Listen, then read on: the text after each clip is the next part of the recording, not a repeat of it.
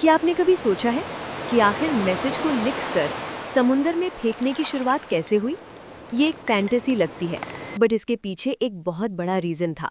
वो था अपने मैसेज को एक जगह से दूसरी जगह पहुंचाना। बॉटल का समुंदर के साथ एक जगह से दूसरी जगह पहुंचना, ये आइडिया बिल्कुल रियल ज्योग्राफी पर बेस्ड है।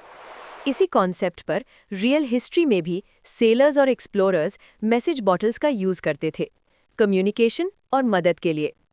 18th सेंचुरी में जब रेडियो और सैटेलाइट जैसे सिस्टम्स एग्जिस्ट नहीं करते थे, ग्लोबल ट्रेड और एक्सप्लोरेशन पूरी तरह समुद्री रूट्स पर डिपेंड करता था।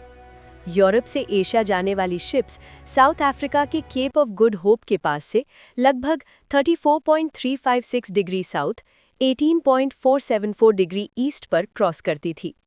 अटलांटिक ओशन में कैरिबियन आइलैंड्स के आसपास शिप्स की पोजीशंस 18.220 डिग्री नॉर्थ और 66.90 डिग्री वेस्ट तक रिकॉर्ड होती थी।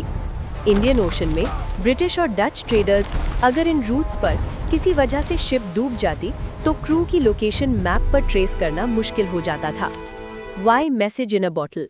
Geography logic.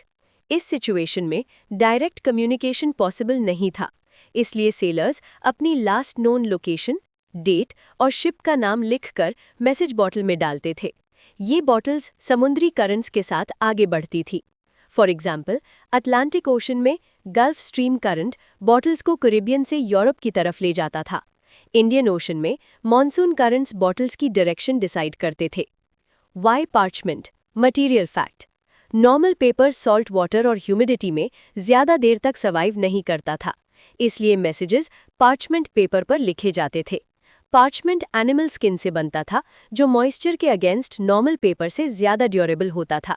इसी वजह से नेविगेशन चार्ट्स, शिप लॉग्स और इमरजेंसी मैसेजेस पार्चमेंट पर लिखे जाते थे। Practical use, not romantic. Message in a bottle कोई सिंबॉलिक आइडिया नहीं था, ये एक प्रैक्टिकल सोल्यूशन था जब टेक्नोलॉजी लिमिटेड थी और ज्योग्राफी डोमिनेंट थी। समुंदर उस वक्त सिर्फ बैरियर नहीं, इंफॉर्मेशन का मीडियम भी था।